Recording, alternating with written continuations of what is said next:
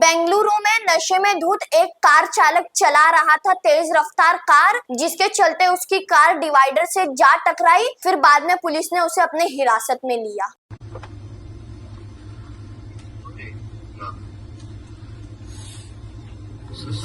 और एक बार सर, और एक बार सर, प्लीज प्लीज प्लीज।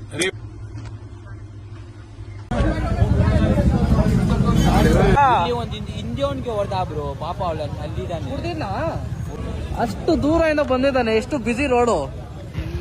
ನಾವು ಜಸ್ಟ್ ಮಿಸ್ ಬ್ರೋ, ನಿಜವಾಗ್ಲೂ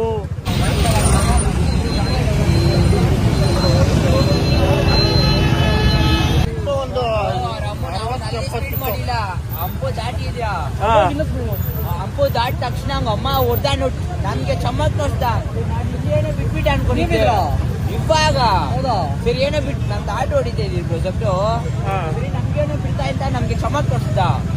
ಏನಿಲ್ಲ ಅದ್ರ ಬಿಟ್ಬಿಡ್ತಾನೆ ಆ ಮನೆಗೆ ಅನ್ಕೊಂಡಿದ್ರೆ ಎಲ್ಲ ಊಳ ಎತ್ಕೊಂಡು ಈ ಕಡೆ ಬಂದ ಬ್ರೋ, ಸ್ಟ್ರೈಟ್ ಆಗಿ ಬಂದ್ಬಿಟ್ಟು ಇಂಡಿಯನ್ಗೆ ಹೊಡೆದ ಬ್ರೋ, ಪಾಪ ಅವಳನ್ನು ಅಲ್ಲಿದ್ದಾನೆ. ಕುಡ್ದಿಲ್ಲ, ಎಲ್ಲ ಏರ್ ಬ್ಯಾಗ್ಸ್ ಓಪನ್ ಆಗೈತೆ.